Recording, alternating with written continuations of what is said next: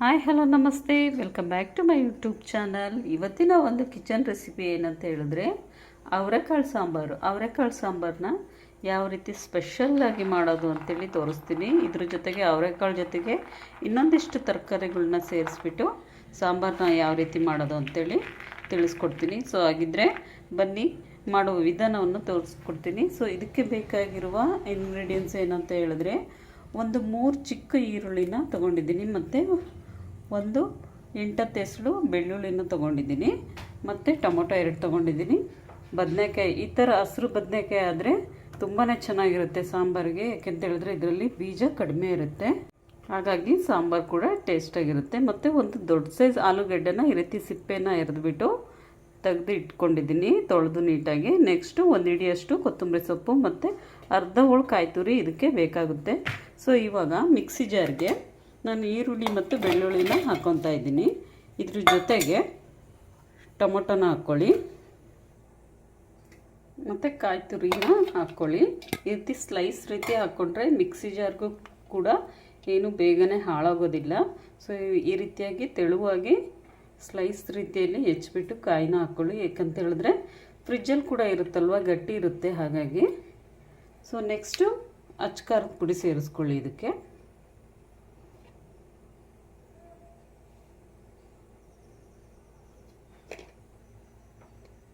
Next ಧನಿಯಾ ಪೌಡರ್ನ ಒಂದು 2 spoon ಆಗೋಷ್ಟು ಸೇರಿಸ್ಕೊಳ್ಳಿ.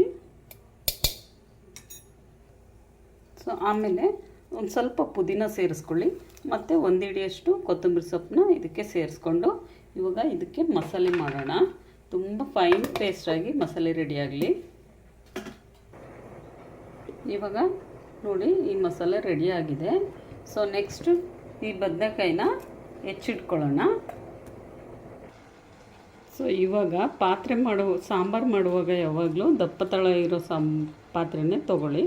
ಸೊ ಇವಾಗ ನಾನು ಆಯಿಲ್ನ ಹಾಕ್ತಾಯಿದ್ದೀನಿ.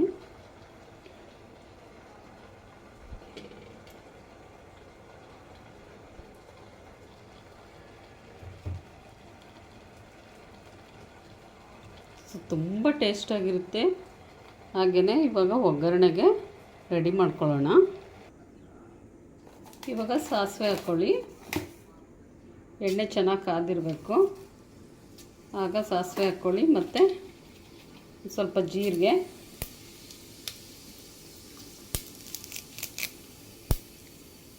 ಆಮೇಲೆ ಕರಿಬೇವು.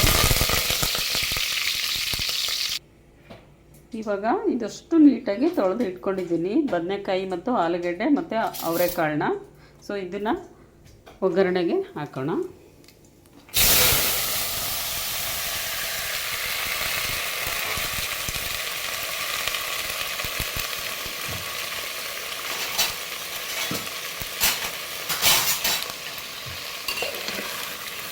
ಚೆನ್ನಾಗಿ ಫ್ರೈ ಮಾಡ್ಕೊಳ್ಳಿ.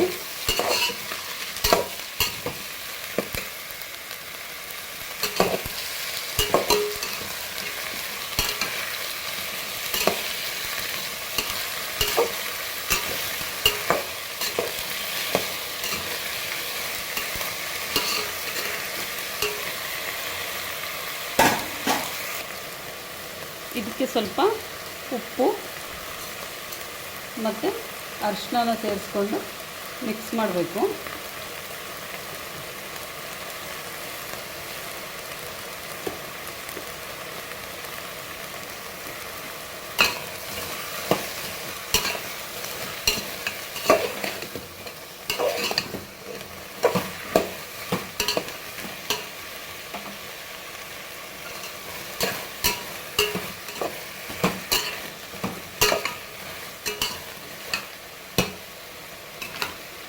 ಸೊ ಇದ್ರ ಜೊತೆಗೆ ಒಂದು 1/2 ಟೇಬಲ್ ಸ್ಪೂನ್ ಆಗೋಷ್ಟು ಖಾರದ ಪುಡಿನ ಸೇರಿಸ್ಕೊಳ್ಳಿ. ಸೊ ಮಿಕ್ಸಿಗೆ ನಾವು ಮೊದಲೇ ಖಾರದ ಪುಡಿನ ಹಾಕ್ಕೊಂಡಿದ್ವಲ್ವ, ಹಾಗಾಗಿ ನೀವು ಖಾರ ಬೇಕು ಅನ್ನೋರು ಮತ್ತೊಂದು ಸರಿ ಬೇಕಾದರೆ ಹಾಕ್ಕೋಬೋದು, ಬೇಡ ಅನ್ನೋರು ಬಿಡ್ಬೋದು. ಸೊ ಇದನ್ನು ಫುಲ್ಲಾಗಿ ಮಿಕ್ಸ್ ಮಾಡ್ಕೊಳ್ಳಿ ಒಂದು ಸ್ವಲ್ಪ ಹೊತ್ತು. ಇದು ಎಣ್ಣೆಯಲ್ಲಿ ನೀಟಾಗಿ ಫ್ರೈ ಆಗೋವರೆಗೂ ಫ್ರೈ ಮಾಡಿ.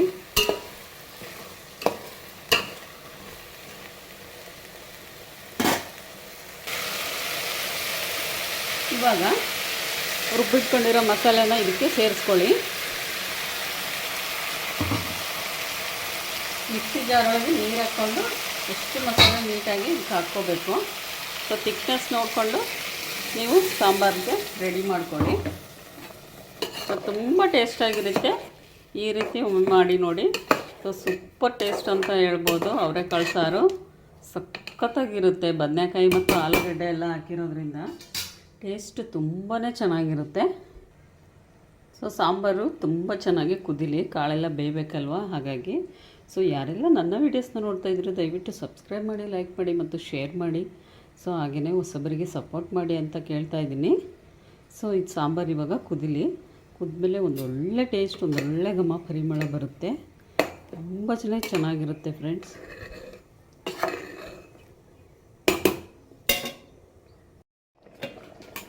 ಸೊ ಇವಾಗ ಕಾಳು ನೋಡಿ ಎಲ್ಲ ಬೆಂದಿದೆ, ತುಂಬ ಚೆನ್ನಾಗಾಗಿದೆ. ಘಮ ಘಮ sambar. So ready to serve. So ಇನ್ನಷ್ಟು ವೀಡಿಯೋಸೊಂದಿಗೆ ಮತ್ತೆ ಸಿಗ್ತೀನಿ ಫ್ರೆಂಡ್ಸ್. ಸಖತ್ತಾಗಿದೆ ಫ್ರೆಂಡ್ಸ್ ಸಾಂಬಾರಂತೂ. ನೋಡಿ ಎಂಥ ರುಚಿ ಅಂತೀರಾ. ಇದಕ್ಕೆ ಮುದ್ದೆ ಮಾಡ್ಕೊಂಡು ಊಟ ಮಾಡಿದ್ರಂತೂ ಅದ್ಭುತವಾದಂಥ ಊಟ ಅಂತಲೇ ಹೇಳ್ಬೋದು. ಸೊ ನೋಡಿದ್ರಲ್ವ ಅವರೆಕಾಳು ಸಾಂಬಾರು ಯಾವ ರೀತಿ ಮಾಡೋದು ಅಂಥೇಳಿ. ಸೊ ಮತ್ತಷ್ಟು ವೀಡಿಯೋದೊಂದಿಗೆ ಮತ್ತೆ ಸಿಗೋಣ.